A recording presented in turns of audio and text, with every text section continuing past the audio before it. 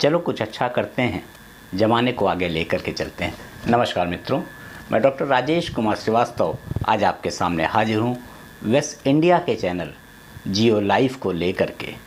आज यह third episode है इस चैनल का। मित्रों, कोरोना का जो यह विषम दौर चल रहा है, जिसमें हम सभी के भीतर बहुत तरीके की भ्रांतियाँ उत्पन्न हो गई हैं, मन में भय व्याप्त हो गया है, डर व्याप्त हो गया है।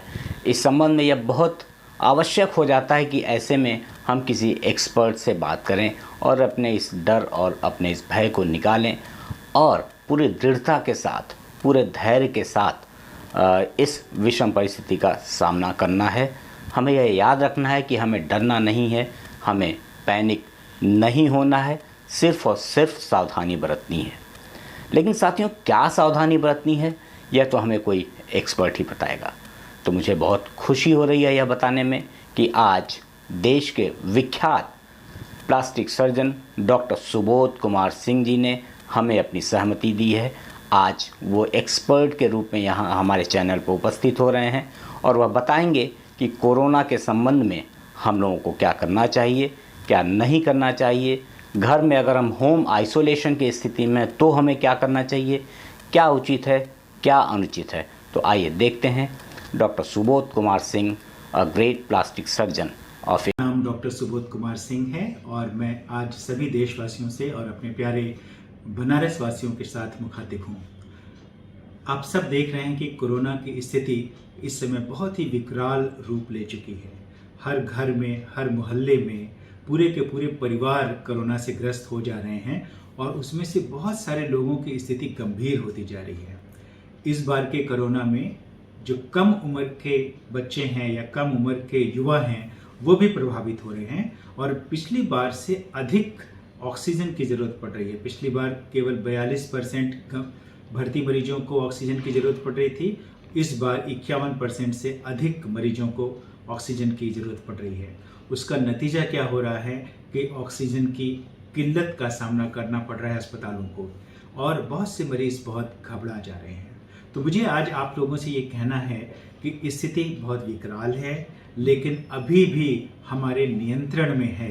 हम और आप चाहें तो इसके प्रकोप को कम कर सकते हैं, रोग की विकरालता को कम कर सकते हैं और रोग की गंभीरता को भी कम कर सकते हैं और हम में से बहुत कम लोगों को अस्पताल जाने की ज़रूरत पड़ेगी और जो अस्पताल जाएंगे भी वो गंभीर नहीं होंगे। तो ऐसा करने के लिए हम क्या करें? ये मान के चलिए कि अगर आप बीमार पड़ रहे हैं तो कोरोना होने की संभावना बहुत ही अधिक है। तो कोई भी लक्षण है, जैसे सर्दी है, जुकाम है, खांसी है, नाक बह रही है या बुखार है, सिर दर्द है, बदन दर्द है या उल्टी या दस्त हो रहे हैं या आपको महक नहीं मिल रही है, स्वाद नहीं मिल रही है, तो ये सब कोरोना के लक्षण हैं। तो अगर आप बीमार हैं, किसी भी तरह की बीमारी आपको है, तो आप बीमार महसूस कर रहे हैं, कमज़ोर महसूस कर रहे हैं, आपको चक्कर आ रहे हैं, स्वस्थ नहीं हैं, ये सारे जो लक्षण बताए मैंने वो हैं, तो सबसे पहले कोरोना टेस्ट कराइए। कोरोना टेस्ट कराने में या तो आप एंटीजन टेस्ट, कार्ड टेस्ट करा सकते हैं जिसकी कि 15-20 मिनट में रिपोर्ट आ जाती है, या फिर RT-PCR टेस्ट करा सकते हैं। RT-PCR टेस्ट का रिजल्ट आने में 3-4 घंटे लगते हैं, लेकिन आजकल इतने ज़्यादा लोग टेस्ट करा रहे हैं कि कई बार 2 या 3 दिन लग जा रहे हैं उसकी रिपोर्ट आने में। जब आप एंटीजन टेस्ट कराते हैं तो अगर मरीज पॉजिटिव है तो कम से कम आधे मरीजों में तो पॉजिटिव वो आ जाता है। अगर एंटीजन टेस्ट पॉजिटिव है तो उससे आगे जाने की ज़रूरत नहीं है, कोरोना निश्चित रूप से पॉजिटिव है। लेकिन अगर एंटीजन टेस्ट नेगेटिव है और आपको लक्षण हैं तो आप RT-PCR टेस्ट जरूर कराइए और जो मूलभूत दवाइयां हैं उसका सेवन करना शुरू कर दीजिए।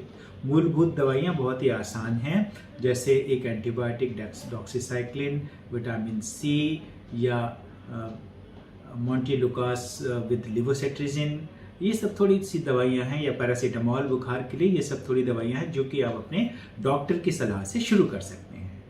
घर पर रहें। अगर खांसी ज़्यादा आ रही है, सांस लेने में दिक्कत हो रही है या सांस फूल रही है, कमजोरी हो रही है, यानी फेफड़े के या सीने के लक्षण ज़्यादा हैं, तो डॉक्टर की सलाह पे जरूर अपना एक CT स्कैन चेस्ट का करा लीजिए। डॉक्टर कई सारे ब्लड टेस्ट भी बताएंगे, उन सारे ब्लड टेस्ट को भी करा लीजिए। ताकि डॉक्टर को आपकी इन्फ्लेमेशन की जो स्थिति है उसका एक अच्छा अंदाज हो जाए। अगर आपका ऑक्सीजन सैचुरेशन कम होने लगता है, एक छोटा सा फिंगर प्रोब वाला ऑक्सीजन सैचुरेशन का देखने की मशीन आप ले सकते हैं, पल्स ऑक्सीमीटर, उससे चेक करते रह सकते हैं। वो मशीन बहुत एक्यूरेट नहीं होती, लेकिन फिर भी एक ठीक ठाक अंदाज़ा आपको दे सकती है। तो अगर सैचुरेशन आपका 94% तक है तो बिल्कुल चिंता करने की ज़रूरत नहीं है। मुझे पता है कि आप में से बहुत सारे लोग घबराए हुए हैं कि ऑक्सीजन की बहुत कमी है, रेमडेसिविर दवा की बहुत कमी है। तो इन सब चीज़ों पे मैं आज आपसे बात करूंगा। हमको ऑक्सीजन की ज़रूरत कब पड़ती है? हमको शरीर के सभी कार्यों को करने के लिए ऑक्सीजन की ज़रूरत पड़ती है, लेकिन हम जब ज़्यादा क्रियाशील होते हैं, जैसे जब चलते हैं, सीढ़ियाँ चढ़ते हैं, दौड़ते भागते हैं, तो हमें ऑक्सीजन की ज़रूरत बहुत ज़्यादा पड़ने लगती है और हम हांफने भी लगते हैं। हांफते इसलिए हैं कि ताकि ज़्यादा मात्रा में ऑक्सीजन हमारे फेफड़ों में पहुँचे। तो ऑक्सीजन की कम जरूरत पड़ने के लिए हमको क्या करना चाहिए? हमको बिल्कुल निष्क्रिय हो जाना चाहिए, बिल्कुल शारीरिक रूप से और मानसिक रूप से निष्क्रिय हो जाए।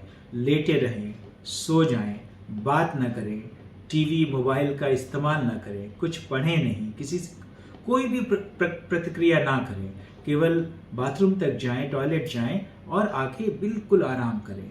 फिर भी कम ऑक्सीजन महसूस हो रहा है तो करवट से लेटें या पेट के बल उल्टा लेट जाएं। पेट के बल उल्टा लेटने में अगर आपका पेट दब रहा है तो अपने जांघों के नीचे और अपने सीनों के नीचे तकिया लगा लीजिए ताकि पेट थोड़ा सा हवा में हो जाए। तो अगर आप उल्टा लेटेंगे या करवट से लेटेंगे तो आपका ऑक्सीजन सैचुरेशन बढ़ जाएगा। उल्टा लेट के आप लंबी लंबी सांस भी बीच में ले सकते हैं, जिससे आपका ऑक्सीजन सैचुरेशन बढ़ेगा। घबराए नहीं, घबराने से आपकी सांस तेज तेज चलने लगेगी, आपको दिक्कत होगी, आपकी बहुत सारी एनर्जी नष्ट होगी, या आप दौड़ने भागने लगेंगे, यहाँ से वहाँ जाने लगेंगे, तो भी आपको ऑक्सीजन की ज़रूरत ज़्यादा पड़ेगी। तो अगर आपको कहीं अस्पताल में जगह नहीं मिल रही है, पहले तो ये मान लें कि 91, 92, 90% तक ऑक्सीजन है, तो अधिकांश लोगों को ऑक्सीजन की ज़रूरत नहीं पड़ेगी, वो घर में भी ठीक हो सकते हैं। इसलिए घबराए नहीं, भागे नहीं कहीं पर। लेकिन अगर इससे ज़्यादा कम हो रहा है या इसके साथ साथ तेज बुखार रह रहा है, सांस लेने में दिक्कत आ रही है, बहुत कमजोरी महसूस हो रही है, तो आपको अस्पताल जाना पड़ेगा। बिना वजह अस्पताल जाके भर्ती ना हो जाएं। अस्पताल में जगह रखें ताकि और लोग जाके जिनको ज़रूरत है वो भर्ती हो सकें। घर में भी ऑक्सीजन सिलेंडर रख के उसको लगाने का कोशिश करने की ज़रूरत नहीं है। अगर ऑक्सीजन को ज़रूरत है आपको तो वो घर में वो ज़रूरत पूरी नहीं हो सकती, क्योंकि केवल ऑक्सीजन ही दवा नहीं है, बहुत सारी डॉक्टरी देखभाल की ज़रूरत पड़ती है जो कि अस्पताल में ही संभव है। इसलिए घरों में ऑक्सीजन सिलेंडर का संचय ना करें। बहुत से लोग ज़्यादा पैसा देके ऑक्सीजन सिलेंडर घर में आके किसी इमरजेंसी के लिए रख ले रहे हैं और अस्पताल में वास्तविक गंभीर मरीजों को ऑक्सीजन मिल ही नहीं रही है। तो ऐसी गलती कतई ना करें। ऐसा ही रेमडेसिविर के लिए भी ऐसा कुछ ना करें। ब्लैक में रेमडेसिविर बिल्कुल ना खरीदें। पहली बात तो ये जान लीजिए कि रेमडेसिविर का अभी तक जान बचाने में कोई भी उपयोग पुष्ट नहीं है, कोई भी ऐसा प्रमाण नहीं है। कई स्टडीज की गई हैं, कोई भी ऐसा प्रमाण नहीं है। और WHO ने भी ये कहा है कि रेमडेसिविर के इस्तेमाल करने से जान बचने की संख्या ज़्यादा हो जाती है। ऐसा कुछ नहीं है। तो ये एंटीवायरल दवा है जिससे वायरल लोड कम हो सकता है, कुछ लाभ हो सकता है, और इसका निर्णय डॉक्टर को ही करने दीजिए। और भी एंटीवायरल दवाएं हैं जो उपलब्ध हैं। तो अगर रेमडेसिविर नहीं मिल रही है तो ब्लैक में खरीदने की कोशिश नहीं कीजिए। बहुत सारी दवाइयाँ जैसे स्टेरॉयड, क्लेक्सेन या हिपरिन या इस तरह की जो आवश्यक दवाएं हैं वो बहुत ही सुलभता के साथ उपलब्ध हैं और बहुत सस्ती हैं, और उन्हीं दवाइयों की ज़्यादा ज़रूरत है कोरोना के इलाज में। तो बिल्कुल घबराए नहीं।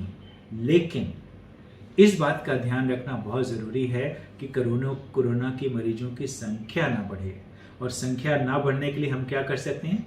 वही 3 चीज़ें। मास्क लगाएं, अच्छी तरह से मास्क लगाएं, और 3 प्लाई का मास्क लगाएं।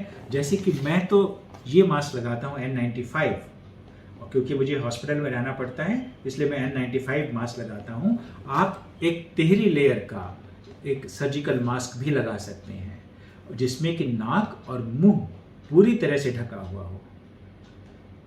जब भी कभी खांसी छींक आ रही हो तो अपनी बाँह इस पर रख के छींके, खांसे, हाथ पर ना छींकें। अपना हाथ बराबर साफ करते रहें। साबुन से साफ करना बहुत ही अच्छा है। साबुन ना मिले तो किसी भी सैनिटाइजर से साफ कर सकते हैं और दूसरों से कम 6 फुट की दूरी बनाए रखिए। ये ध्यान रखिए कि जो घर से बाहर जा रहा है और जो घर में आ रहा है वही कोरोना लेके आ रहा है, दूसरा कोई नहीं ला रहा है। तो घर के जो बड़े बुजुर्ग हैं, घर में रहने वाली जो महिलाएं हैं, उनके लिए कोरोना आप ही लेके आ रहे हैं, या जो भी बाहर जा रहा है वो आ रहे हैं, या आपके घर के कर्मचारी जो बाहर से अंदर आ रहे हैं वही लेके आ रहे हैं। और इन लोगों को कोरोना के लिए ज़्यादा एहतियात बरतने की ज़रूरत है। तो अगर आप बाहर जाना पड़ रहा है आपको, तो बहुत ही सावधानी से जाएं, मास्क लगाएं, दूसरों को भी लगाने के लिए प्रेरित करें, ज़बरदस्ती उनसे करें कि अब वो मास्क लगाएं। जो मास्क नहीं लगा रहा है उसके इर्द गिर्द भी ना जाएं। अगर आपके घर में बड़े बुजुर्ग हैं तो उनको एक अलग कमरे में रखिए। उनके पास जाने की आवश्यकता अगर है आपको, तो एक साफ मास्क पहन के और अपना हाथ साबुन से धो के तभी उनके पास जाएं। यही काम आपके बच्चे भी करें। आपके बच्चे अपने दादी दादा या नानी नाना से मिलने जा रहे हैं तो मास्क पहन के और हाथ धो के ही जाएं, और दूर से ही बात करें, उनसे लिपटे नहीं। क्योंकि बच्चों को हो सकता है कि कोरोना के लक्षण नहीं हो, लेकिन उनके अंदर वायरस हो सकते हैं और वो कोरोना के संवाहक हो सकते हैं। ऐसा ही आपके साथ भी हो सकता है आपको लक्षण नहीं हो, लेकिन आप कोरोना के संवाहक फिर भी हो सकते हैं। आप दूसरों को कोरोना फैला सकते हैं। आज की तारीख में ये मान के चलना सबसे सुरक्षित है कि सभी लोग कोरोना रोग से ग्रस्त हैं, चाहे उसमें लक्षण है या लक्षण नहीं है। और ऐसे में सभी लोगों के साथ एहतियात बरतना बहुत ही जरूरी है। लेकिन जैसा कि मैंने पहले कहा कि घबराने की जरूरत नहीं है, सावधानी रखने की जरूरत है। अधिकांश केसेस में ये रोग जानलेवा नहीं है। परेशानी कहाँ आ रही है? परेशानी इसलिए आ रही है कि हमें सर्दी, खांसी, जुकाम या बुखार हो रहा है और हम ये कहने के लिए, ये मानने के लिए तैयार नहीं है कि हमें कोरोना है। हम ये कहते हैं कि अरे नहीं, ऐसा ही खांसी जुकाम है, ठंडा गर्म लग गया है, मैंने फ्रिज का पानी पी लिया था, तो दही या मट्ठा ले लिया था या संतरा खा लिया था इसलिए हो गया। इन सब बातों में बिल्कुल मत पड़िए।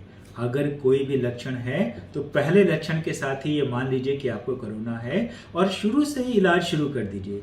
रोग बढ़ा करके इलाज करने में क्या अच्छी बात है? जब आपकी सांस फूलने लग जाए, जब आपको ऑक्सीजन की जरूरत पड़ने लग जाए, जब आप गंभीर हो जाएं, तब आप एक अस्पताल से दूसरे से तीसरे भागते रहें, इसमें तो कोई भी समझदारी नहीं है। जब आपका लक्षण पहला है तभी से आप अगर एहतियात बरतने लगें और इलाज करने लगें तो ही इसमें भलाई है। आजकल कोरोना के बेड मिलना भी मुश्किल है। हम लोगों ने बहुत कोशिश की है कि एक वेबसाइट बना दें। हमने covid.ecure.com नाम से एक वेबसाइट भी बनाई है, जिस वेबसाइट पे जाके सारे हॉस्पिटल्स अपने बेड की स्थिति अपलोड कर सकते हैं। अभी हमें बहुत सफलता उसमें नहीं मिली है, लेकिन शीघ्र ही हमें उम्मीद है कि अधिकांश हॉस्पिटल उस पे जाके अपने बेड को अपलोड कर देंगे, तो सबको ये जानकारी मिलती रहेगी कि भारत में किस प्रदेश में, किस शहर में कितने अस्पतालों में कोविड बेड हैं और उसमें से कितने खाली हैं। उसके लिए केवल covid.ecure.com पर जाना है और 2-3 क्लिक में ये पता चल जाएगा कि कहाँ कितने बेड हैं। लेकिन ये तभी संभव होगा जब ढेर सारे अस्पताल इस पे अपने कोविड बेड की स्थिति डालेंगे। वैसे ही अगर आप ecure.com पर जाएंगे तो ecure.com पर एक ecure कोविड केयर नाम का एक ब्लॉक है, उस पर आप क्लिक करेंगे तो ecure के हम लोगों ने बनाए हैं। तो ecure के बहुत सारे डॉक्टर आपको केवल ₹1 में कोविड से संबंधित सभी कंसल्टेशन देने के लिए तैयार हैं। ₹1 भी इसलिए क्योंकि ecure ऐप के माध्यम से आपको पेमेंट गेटवे के माध्यम से जाना पड़ता है, जिसमें कम से कम ₹1 आपको देना पड़ेगा। तो ₹1 दे के ecure कोविड केयर में जाके वहाँ पे जो डॉक्टर्स हैं उनके जो टाइम शेड्यूल हैं उसमें आप अपॉइंटमेंट लेके उनसे कोविड के संबंध में कोई भी राय मशवरा आप ले सकते हैं। ये सुविधा हम लोगों की आज से ही शुरू हो जा रही है। इसके अलावा बहुत सारे डॉक्टर्स फ़ोन पे उपलब्ध हैं, बहुत सारे डॉक्टर्स वीडियो कॉल्स पे उपलब्ध हैं, सरकारी अस्पतालों में डॉक्टर्स उपलब्ध हैं और प्राइवेट अस्पतालों में डॉक्टर उपलब्ध हैं। उन्हें दिखाइए, उनकी राय लीजिए और अपने पहले लक्षण के साथ ही कोविड का ट्रीटमेंट शुरू कर दीजिए। मुझे विश्वास है कि आपकी स्थिति कभी भी गंभीर नहीं होगी और आपको अस्पताल जाने की ज़रूरत नहीं पड़ेगी, और अगर ज़रूरत पड़ भी गई तो आप हल्के फुल्के इलाज से ही बच के वापस आ जाएंगे। एक दूसरे की मदद कीजिए, दोस्तों का, रिश्तेदारों की खैर खबर लेते रहिए, उनसे बातचीत करते रहिए। जिन्हें जो भी ज़रूरत है वो उन्हें प्रदान कीजिए। जिन्हें समझ नहीं है उन्हें बताइए कि कोरोना से कैसे बचा जाए। और आप सब भी बिल्कुल स्वस्थ बने रहिए। मेरी ढेर सारी शुभकामनाएं हैं। नमस्कार।